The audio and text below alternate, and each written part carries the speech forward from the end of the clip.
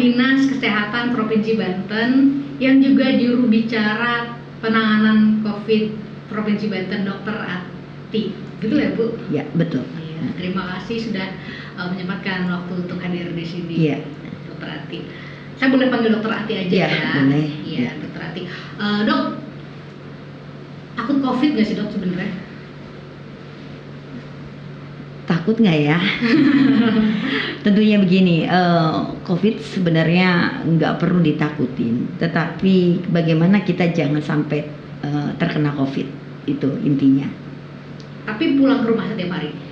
Saya kadangkala seringnya nggak pulang karena selama COVID ini 3 bulan ini banyak hal yang harus kami lakukan percepatan kerja keras sehingga rata-rata kita harus standby di kantor 24 jam gitu. Tapi ketika pulang ke rumah keluarga itu pernah nggak khawatir misalnya? Ketika kami pulang ke rumah, tentunya setiap dari melakukan, saya kan mobile kemana-mana, terutama harus men-setting rumah sakit, men-setting laboratorium, juga ke daerah-daerah rawan untuk COVID ini. Setelah pulang, kita tentunya langsung buka bajunya, kemudian mandi, ya betul, mandi terusnya semuanya bersih-bersih, jadi ya terbebas dari itu semua. Nah, ini kan untuk Indonesia, di beberapa provinsi lain, Jawa Timur, Jawa Tengah, Jawa Barat, Bali, itu angka penderita yang positif COVID ini kan naik ya, Dok. Dan kemudian sementara di Banten sendiri ini angkanya stuck. Nah, kemudian memang itu ada beberapa faktor mungkin ya, kenapa angka itu bisa naik dan bisa terlihat tetap. Misalnya kayak track yang cepat, misalnya begitu dites rapid semua kemudian ketahuan bahwa banyak penderita maka naik. Nah, kalau di Banten sendiri ini apa trackingnya yang lambat atau memang cepat ditangani? Waktu di Provinsi Banten sendiri udah mulai adanya COVID itu terhitung 10 Maret. Ya, di 10 Maret itu awalnya di Kota Tangerang, dan kemudian kami di bulan Maret itu urutan kedua terbesar se-Indonesia setelah DKI. Ya. Kemudian dari situ kami dengan angka berapa itu, Bu? Waktu itu cepatlah ya, terdapat 3 zona merah, yaitu semua Kota Tangerang, Kota Tangerang Selatan dan Kabupaten Tangerang. Di saat itu kami berupaya langsung men-setting, dan kebetulan memang di awal dari mulai akhir Februari kami sudah tahu bahwa di luar negeri sudah ada kasus, terutama di Wuhan, dan kebetulan ada pelajar yang asalnya dari Banten itu kami sempat memulangkan 7 pelajar. 7 pelajar. Iya, yang itu di mana? Wuhan, dia asli di Wuhan, dan itu tersebar di Kabupaten Tangerang, Kota Tangsel, dan Kabupaten Serang. Dan itu saya langsung yang menjemput mereka, kami pulangkan, Pak Gubernur mengongkoskan mereka datang 7 orang itu, dan kemudian kami periksa semuanya, mereka diisolasi dulu. Jadi setelah ada itu, wah ini tidak lama kemudian sudah bisa masuk ke Indonesia. Oleh karenanya kami langsung mempersiapkan berbagai sarana pelayanan kesehatan, dari mulai rumah sakit, bagaimana mensosialisasikan kepada seluruh rumah sakit yang ada. Direktur langsung dikumpulkan pada saat itu, Pak Gubernur langsung memerintahkan semua direktur rumah sakit dikumpulkan untuk mereka menyiapkan semua pelayanan kesehatan. Jadi ketika kami di bulan Maret tanggal 10 ada kasus, itu sebenarnya sudah setengah siap. Setengah siapnya kenapa setengah siap? Pertama kali kasus di Indonesia mencuat Maret. Iya. Kan sebenarnya sudah setengah siap. Iya, setengah siap. Kenapa belum full? Karena terutama di peralatan APD-nya kami itu masih minim sekali. karena sulit. Kami punya uang, pemerintah provinsi, pemerintah kabupaten kota punya uang, akan tetapi pada saat itu sulit pengadaannya. Memang barangnya nggak ada. Iya, barangnya langka dan sekalinya aja juga mahal sekali, itu seperti itu. Nah dari situ tapi kami dengan yang seadanya kami tetap lakukan tracing. Jadi tracing itu kami lakukan bahkan dari 28 Februari gitu, tracing kontak kita lakukan itu dan sampai saat ini. Jadi kalau dibilang stagnan sampai saat ini dari target yang telah ditetapkan WHO. Kalau WHO itu untuk rapid test itu targetnya 1% dari total jumlah penduduk, yaitu jadi sekitar 120.000. Tetapi yang sudah kita lakukan itu sampai dengan hari ini adalah sekitar 168.000 rapid test. Ya. Dan ini masih akan terus berlangsung. Kesulitannya tracing sendiri ini apa? Waktu awal-awal memang kita sedikit kita laksanakan terkendala waktu awal-awal. Kenapa sih sempat jadi zona merah tadi? Ketika kita lakukan tracing, laboratorium yang harusnya itu kita harus ke DKI Jakarta. Jakarta itu hanya seluruh Indonesia semua ke Jakarta. Jadi hasilnya pun kita pada saat itu sampai paling cepat 14 hari, bahkan 1 bulan. Iya, betul. Dan tadi peralatan VTM begitu-begitunya masih langka, sulit ya kami gitu. Jadi itulah terkendala daripada tracing kontak. Tetapi untuk tracing kontak ini salah satu penurunan indikator daripada COVID ini adalah melihat angka positif rate sebanyak apa pemerintah melakukan tracing kontak. Karena tadi angka kecil bukan berarti dia terbebas, karena COVID ini bagaikan fenomena gunung es. Terlihat cuma kecil, ya, tapi makanya perlu digali sebanyak-banyaknya. Ketika kita sudah melakukan tracing sebanyak-banyaknya, kalau memang benar-benar hasilnya sedikit, itu akan menggambarkan yang sesungguhnya. Kalau Banten sendiri sekarang berapa total jumlah penderitanya sih Bu? Di Banten sendiri itu sampai dengan hari ini sekitar 1.300-an. Yang positif. Ya, yang positif. Tetapi yang saat ini itu udah 1.000 lebih yang sembuh. Jadi sekitar 75% yang sudah sembuh. Jadi yang masih dirawat yang positif ini itu hanya tinggal 261. Dan kalau ngomong zona juga saya dengar hari ini ada penurunan klasifikasi yang tadinya merah di 3 kabupaten kota. Tangerang, Tangsel, dan iya, betul. Jadi seiring dengan tadi waktu di Maret kita 2 terbesar, kemudian di April kita bisa keluar dari 3 besar, kemudian di Mei kita bisa keluar dari 5 besar, dan kemudian di Juni akhir kemarin kita keluar dari 10 besar.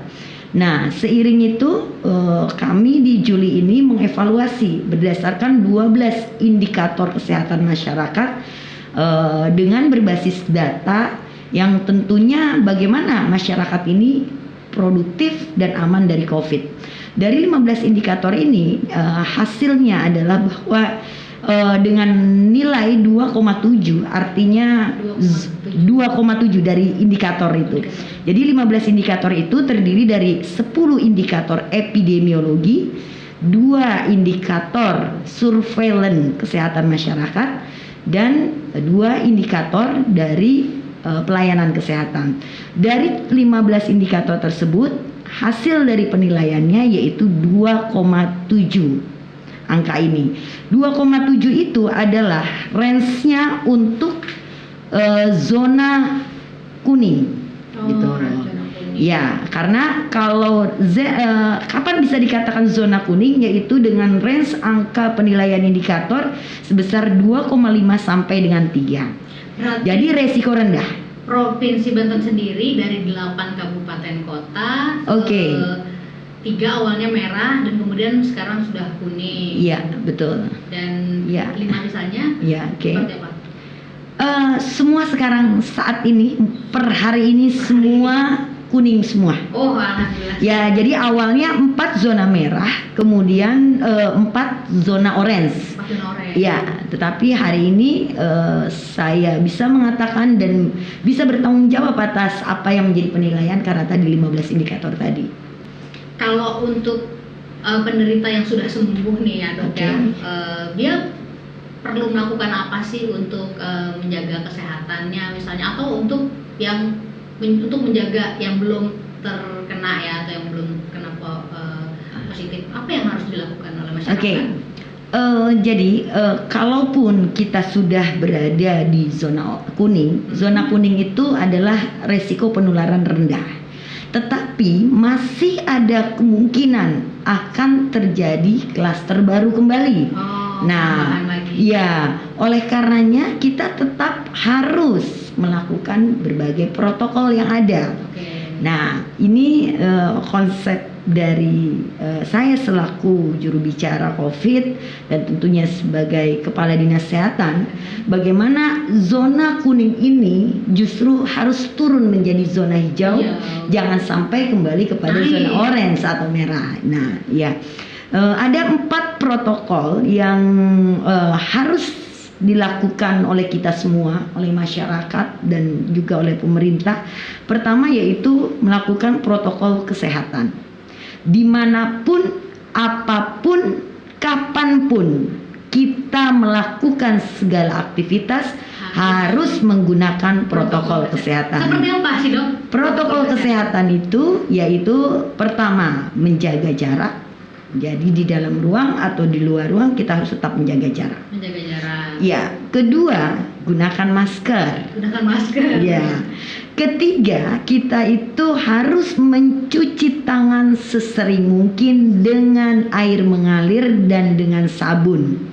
Jangan pernah menyentuh tangan kita menyentuh muka, terutama hidung dan mulut ketika kita belum mencuci tangan. Ya, gitu. Dok, ada terapi khusus nggak sih dok? Misalnya, seperti yang sudah sering dibicarakan gitu ya, misalnya berjemur atau makan makanan tertentu atau minum vitamin tertentu, ada nggak sih? Oke, ya. Selain itu, selain tadi 3 itu, ditambah kita harus berperilaku hidup bersih dan sehat. Perilaku hidup bersih dan sehat itu adalah diantaranya kita harus istirahat yang cukup. Olahraga yang teratur. Ya, istirahat yang cukup itu tidur biasanya yang terbaik adalah 8 jam. Ya, dalam sehari. Kemudian olahraga yang teratur, kurangi stres gitu. Kemudian makan makanan yang bergizi. Jadi makanan gizi dengan gizi seimbang. Mungkin minum air putih nggak sih dok? Ya, minum air putih sebanyak-banyaknya. Betul. Iya. Ini kalau kata iklan itu ada manis-manisnya dok. Oke, ya. Berarti ada mineralnya, mengandung mineralnya. Memang kalau ada manisnya itu biasanya ada mineralnya dok? Ya, karena kan kalau air putih itu tidak berbau, tidak berwarna, tidak berasa. Jadi ketika ada rasanya itu sudah dicampurkan dengan kandungan mineral yang diperlukan tubuh. Iya, boleh dok kalau mau minum. Iya. Mungkin saya sambil minum biar nggak terlalu tegang ya. Oke, ya.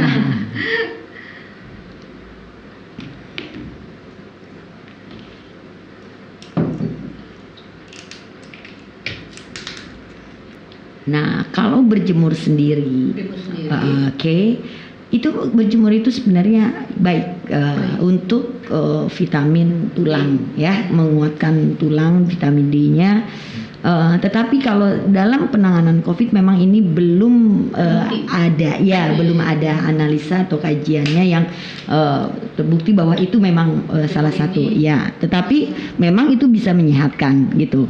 Dan ketika kita sibuk beraktivitas, dan biasanya ketika sibuk aktivitas makanan pun kita lupa mengkonsumsi makan. Nah, oleh karenanya perlu penambahan vitamin. Vitamin yang diperlukan saat penanganan COVID ini adalah vitamin C, dosis tinggi, kemudian vitamin B dan vitamin B.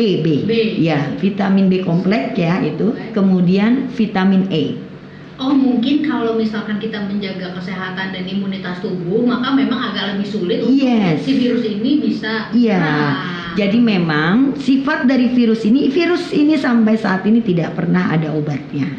Karena sifat dari virus sendiri adalah self-limiting disease, sembuh dengan sendirinya, dengan daya tahan tubuh yang baik, melalui tadi makanan yang bergizi, istirahat yang cukup, kemudian kurangi stres dan olahraga, otomatis daya tahan tubuhnya baik. Tidak pernah ada obatnya, Dok? Yes. Nah, kalau belum ditemukan. Mudah-mudahan ke depan kalau tidak ada, kan kita tidak berusaha manusia. Jadi sedang dicari obat apa kira-kira. Ya.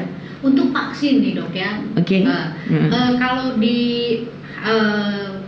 beberapa rumah sakit di kota-kota besar seperti misalnya di Dr. Hasan Sadikin Bandung atau di Manado, itu ada uji coba obat yang baru dikeluarkan oleh WHO. Dan vaksin yang dari Cina yang mungkin sekarang itu lagi populernya Solidarity Trial. Itu terhadap 2.000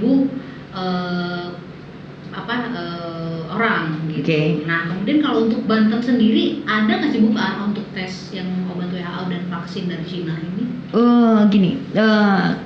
Kan tempat-tempat yang dilakukan penelitian itu di beberapa rumah sakit pendidikan, yaitu seperti Airlangga, kemudian Hasan Sadikin, karena Airlangga punya Universitas Airlangganya, Hasan Sadikin itu kerjasama dengan Unpadnya. Nah itu yang dijadikan tempat tadi untuk trial, apakah obat-obat ya kombinasi itu pun sampai sekarang tadi belum mana sih sebenarnya obat yang ada. Begitu juga vaksin, jadi gitu. Karena tadi COVID ini virusnya itu beregenerasi terus, kadang-kala tidak sama di setiap negara. Jangankan negara, di setiap daerah aja belum tentu sama jenis virusnya. Terus dia bereplikasi. Kalau kloroquine itu kan sudah ditarik ya, Dok, ya, sama WHO. Itu kalau di Banten masih dipakai nggak itu kloroquine? Saat ini bukan hanya di Banten, tetapi di beberapa negara dan Indonesia masih menggunakan kloroquine. Tadi ketika apalagi terutama puncak-puncak kemarin COVID itu di Mei, di Juni, begitu paniknya gitu kan, yang dirasakan bukan hanya Indonesia tetapi juga negara-negara lain ya mencari obat apa sih gitu loh, dicoba semuanya. Ya, kloroquine masih digunakan di Banten dan di tempat-tempat lain masih digunakan, tetapi ada kombinasi lainnya selain kloroquine. Kita juga pakai oseltamivir, kita juga pakai antibiotiknya pakai azithromycin. Avigan mungkin dipakai juga. Avigan itu adalah jenis oseltamivir, antivirusnya.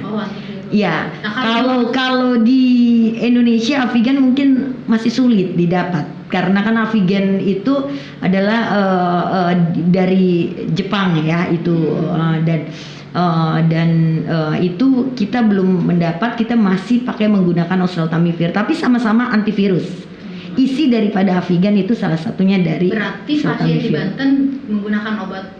Iya, kombinasi tadi azithromycin, oseltamivir, kloroquine, dan kombinasi vitamin tadi, vitamin C, vitamin B, dan vitamin E. Nah, ada juga yang di daerah-daerah lain menggunakan plasma darah pasien yang sudah sembuh. Kalau di Banten itu diterapkan nggak, diaplikasikan? Ya, ini kalau plasma darah ini lagi-lagi masih sedang uji coba. Dan salah satu tempat uji coba plasma darah ini ada di Banten ini, yaitu di Rumah Sakit Ciputra Tangerang. Ya, Ciputra Tangerang. Rumah Sakit Ciputra Tangerang itu sedang masih uji coba plasma itu penerapan. Dan ini lagi-lagi belum membuktikan bahwa dengan ini lalu bagus gitu. Jadi kita semuanya menggunakan uji coba, bahkan dengan pasien-pasien terutama yang komorbid, yang positif COVID ini sedang juga dilakukan menggunakan cuci darah, hemodialisa. Dengan hemodialisa diharapkan metabolisme darah di dalam tubuhnya menjadi lebih baik. Ini juga dilakukan juga di rumah sakit yang ada di Banten ini. Tapi kalau di Banten sendiri sudah ada sampel-sampel yang sudah menggunakan plasma darah, Dok? Untuk uji coba tadi sejauh mana sih maksudnya? saya belum bisa katakan itu. Oke. Ya. Nah dok, kalau di Banten sendiri ya yang saya dengar kan memang ada banyak penolakan rapid test, masyarakat menolak untuk dites rapid gitu kan. Ini sebenarnya seperti apa sih dok harusnya? Gimana? Jadi begini, awal mula penolakan rapid test ini bermula dengan banyaknya rapid test yang berbayar. Dan harga berbayar rapid test ini begitu variatif. Bahkan ada yang nominal dari 350.000 sampai dengan 750.000. Dan itu setiap beberapa item dengan adanya protokol kesehatan yang diterbitkan oleh BNPB bahwa setiap melakukan perjalanan itu harus sudah dilakukan rapid test atau swab PCR. Nah, akhirnya dia butuh surat itu lalu meminta ke fasilitas pelayanan kesehatan. Dan itu yang menjadi keberatan. Jadi penolakan rapid test itu pertama digaungkan kalau di Banten itu di kota Serang. Pada saat itu mungkin dari kalangan tokoh agama ya itu menolak. Tapi setelah kami bekerja sama dengan juga MUI, dengan juga Kementerian Agama, dan Kandepak, melalui Kandepaknya kemudian kita berdiskusi apa sih yang menyebabkan menolak. Jadi dan juga selain itu ada kekhawatiran takut. Ketika dinyatakan positif, kita tahu atau reaktif, kita tahu bahwa dengan COVID ini diskriminasi atau dari penolakan masyarakat itu begitu besar. Nah, emang prosedur penanganan COVID sendiri itu seperti apa sih Bu? Dari ketika dinyatakan positif pasien? Jadi ketika kalau dari mulai rapid test, kalau rapid test itu hasilnya reaktif atau non reaktif. Tujuan daripada rapid test ini bukan merupakan sebagai diagnosa untuk COVID. Tetapi dia itu hanya untuk men-screening. Di era pandemi ini dia hanya itu untuk men-screening awal. Karena kita tahu kalau seseorang semuanya dilakukan swab itu sulit untuk dilakukan massal. Karena tadi keterbatasan waktu, lama pemeriksaannya, kemudian peralatannya begitu mahal, laboratorium yang tersedia juga masih sedikit, maka itulah yang banyak kendala. Oleh karenanya di pandemi ini, walaupun itu rapid test ini bukan merupakan diagnosa pasti, tetapi dia dapat untuk melakukan screening awal. Ketika ribuan yang dilakukan rapid test, lalu siapa yang di screening, itulah yang ditindaklanjuti dengan swab PCR. Nah, kalau di Kabupaten Serang kemarin kan Bu, ada memang ketika sudah dilakukan swab itu bisa kurang dari 11 hari. Banten sendiri ada nggak sih Bu metode swab yang cepat keluar hasilnya? Jadi yang tadi saya awalnya kami tidak mempunyai laboratorium rujukan yang ditetapkan. Jadi kalau laboratorium rujukan COVID ini yang menetapkan hanya Menteri Kesehatan, gitu, melalui BBTKL atau Litbangkesnya. Nah, kita harus mengusulkan. Pada saat itu kita nggak punya tadi mati kutu kalau kita ke DKI Jakarta. Lalu berjalannya waktu saya men-setting beberapa laboratorium. Akhirnya saat ini kita sudah punya 6 laboratorium rujukan COVID. Dan termasuk adalah Labkesda Provinsi Banten. 6 laboratorium rujukan COVID di Provinsi Banten. Gimana itu mungkin? Untuk UIN, FK UIN itu saya sengaja men-setting itu untuk memfasilitasi orang-orang Tangerang Selatan. Kemudian Kabupaten Tangerang itu kita punya lab RSUD Kabupaten Tangerang untuk memang di daerah-daerah yang oranye sampai merah ya? Iya, betul. Kemudian kita juga ada di Labkesda Kota Tangerang untuk Kota Tangerangnya. Kemudian untuk Banten sendiri kita ada RSKM Cilegonnya untuk Cilegon, kemudian laboratorium Labkesdanya Banten. Di sekarang ini dengan sebenarnya pemeriksaannya tidak memerlukan waktu lama. 6 sampai 7 jam. sekarang kami sehari Labkesda Provinsi Banten itu sudah bisa mencapai 200 pemeriksaan. Iya, sudah bisa memeriksa sampai dengan sampel 200 kayak gitu. Saat ini yang tadinya biasanya 14 sampai 1 bulan, kita bisa hitungan hari sudah bisa terselesaikan. Nah, tadi Dok soal surat izin untuk keluar bepergian ya. Ini juga ada memang keluhan dari sejumlah pegiat pariwisata atau kayak pengusaha-pengusaha tour travel bahwa mereka diharuskan untuk menggelar rapid atau melakukan rapid test dan swab gitu ya. Tapi kemudian itu kan berbayar dan mahal. Pemerintah sendiri punya nggak sih solusi untuk itu, Dok? Ketika itu berbayar, itu pasti kemarin tuh yang diserbu duluan adalah dinas kesehatan, gitu. Karena dianggapnya bahwa kami yang membayar, padahal itu dilakukan oleh berbagai kalangan swasta, tidak oleh yang kami lakukan, karena rapid test yang kami lakukan itu screeningnya yang kami lakukan itu gratis semuanya. Nah, namun ketika kami akan membuat kebijakan regulasi kan belum ada payung hukumnya.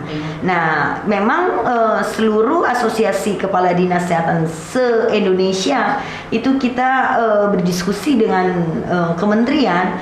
Ini harus ada regulasinya. Apakah memang boleh berbayar ataukah gratis? Kalaupun memang berbayar, harusnya range harga itu berapa sih batas maksimal yang mereka boleh ambil? Karena ini begitu liar, gitu. Kami ya di daerah cukup kewalahan untuk itu, betul. Apalagi, dari mulai itu kemudian BNPB yang tadinya surat itu hanya berlaku 7 hari.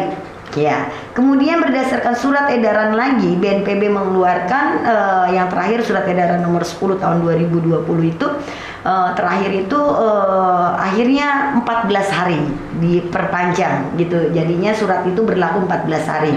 Nah, dan kemarin baru kami menerima 2 hari yang lalu Alhamdulillah Kementerian Kesehatan membuat edaran surat edaran terkait berapa sih harga yang boleh dijual ke masyarakat itu maksimal harus 150.000.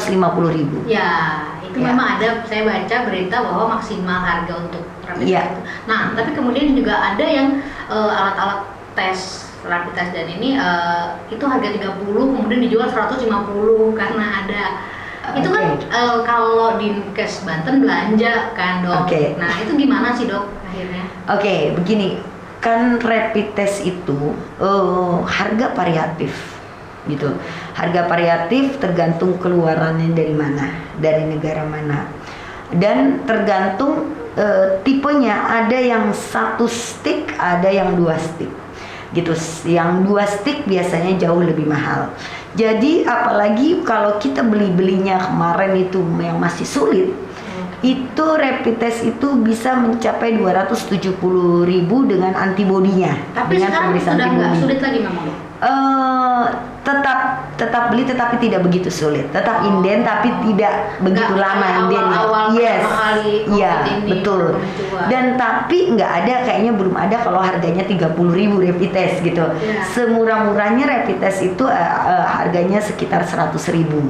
Nah, ya itu semurah-murahnya, tetapi itu juga mungkin masih sulit kalau sampai 100.000 ya kalau nggak beli partai besar sekali. Kami beli partai besar aja kemarin tidak dapat karena kami belinya di bulan April kemarin itu.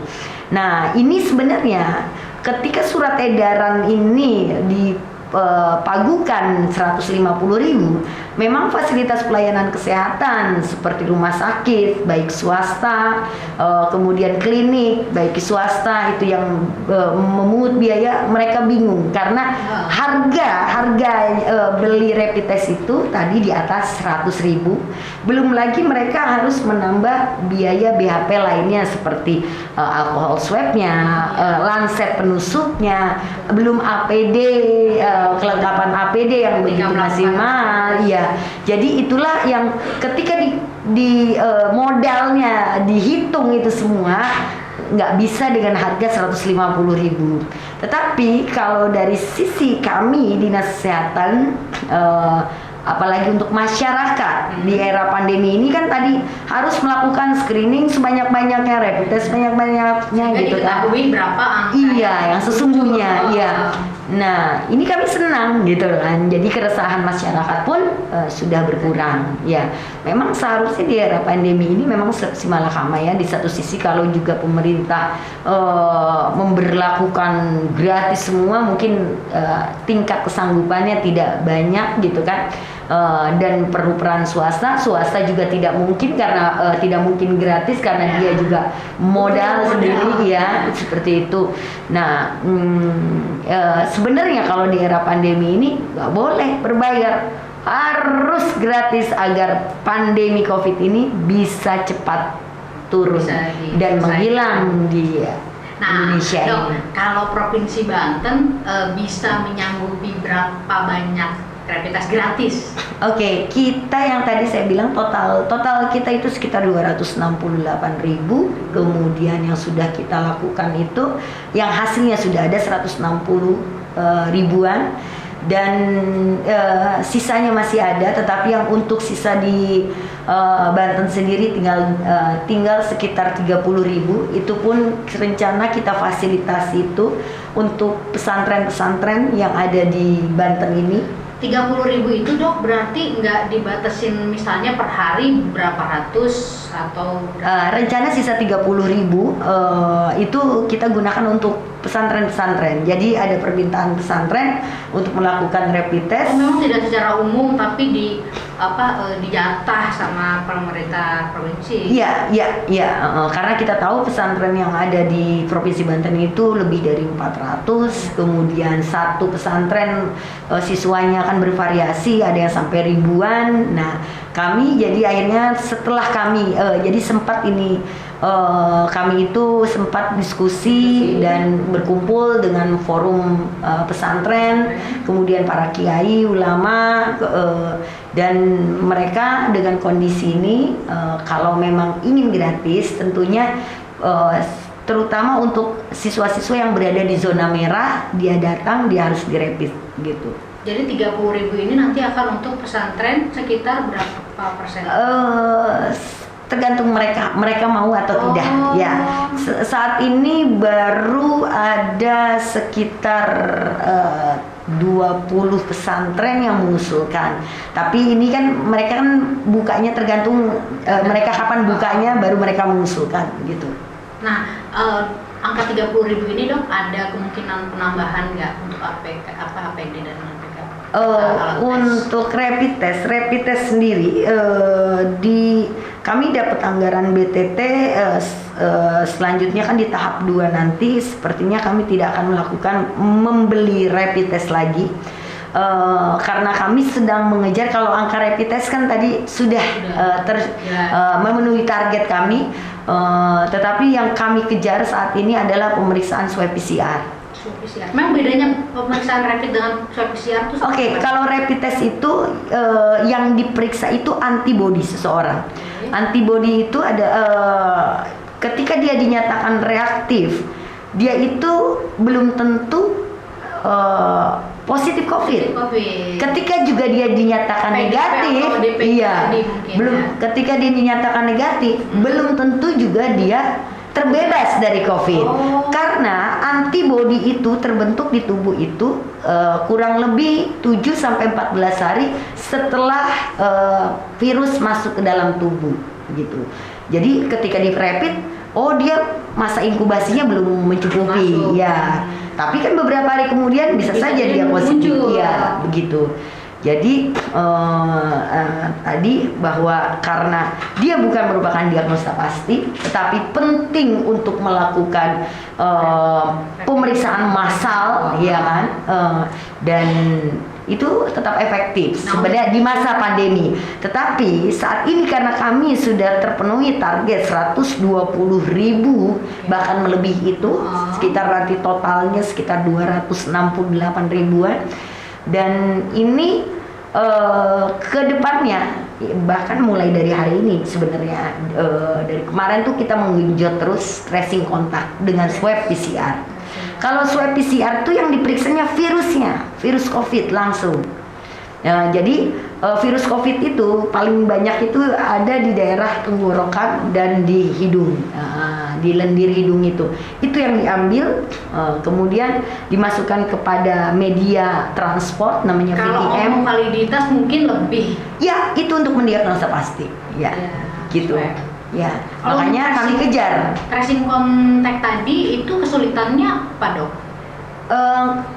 Tadi ya, kalau sekarang sih sebenarnya udah nggak ada kesulitan ya. Kalau awal-awal kesulitan kami mendapatkan VTM tadi, kemudian laboratorium yang nggak ada gitu kan, harus ke Jakarta menunggu hasil yang lama. Nah, gitu kalau kan. dari pasiennya sendiri misalnya untuk pasien takut lah terbuka. Tadi ya, agak takut juga pasien. Terbuka juga sudah kontak dengan siapa aja mungkin. Iya, pasien itu kan tadi saya bilang karena adanya diskriminasi di masyarakat, dia takut, aduh saya positif, saya nggak mau lah kalau swab PCR gitu. Kalau rapid mungkin masih mau, lagian yang diperiksa cukup ambil darah kapiler, jadi tusuk jari sedikit. Tapi kalau ini swab agak lumayan sakit juga gitu ya. Itu memang ada kesulitan itu gitu. Nah, Dok, kalau pertanyaan ini mungkin mau ditanyain sama seluruh masyarakat, kapan kira-kira Indonesia secara umum general dunia mungkin bisa terbebas dari COVID ini, kira-kira kalau menurut pakar kesehatan atau kita belum ada yang tahu gitu. Pandemi ini artinya COVID ini masih terus ada. Bahkan yang sekarang ini kan pandemi, kemungkinan bisa jadi endemis. Endemis itu adalah berbeda dengan pandemi. Kalau pandemi itu global, ya. Nah, kalau endemis berada di satu daerah. Jadi akhirnya penyakit virus COVID ini sama seperti demam berdarah gitu. Jadi turun ke Iya, betul. Jadi kan ada daerah-daerah tertentu dia endemis. Kemungkinan bisa akan menjadi itu. Jadi kalau dalam kurun waktu 2020 bahkan 2021 kemungkinan masih ada, tetapi tidak lagi menjadi pandemi itu gitu. Oke, Banten sendiri. Jadi makanya kenapa kita saat ini harus bersahabat dengan COVID. Artinya kita harus membiasakan tetap produktif di tengah-tengah adanya COVID-19 gitu. Tapi dengan tidak mengabaikan prosedur. Yes, tadi 4 protokol kesehatan. Tadi protokol kesehatan protokol yang pertama adalah protokol kesehatan, ya kan, dengan tadi physical distancing, masker, kemudian cuci tangan. Dan protokol yang kedua adalah protokol ibadah dan doa. Itu penting, terus berdoa. Protokol yang ketiga adalah kita harus banyak berzikir. Dengan istighfar kita selalu mengingat, oh iya apa sih kekurangan kita. Kemudian protokol yang terakhir, protokol bersedekah. Dengan bersedekah akan dijauhkan dari tolak bala. Oh iya betul, bersedekah menjauhkan dari tolak bala. Oke, terima kasih Dok sudah bersedia hadir di studio. Ya, terima kasih.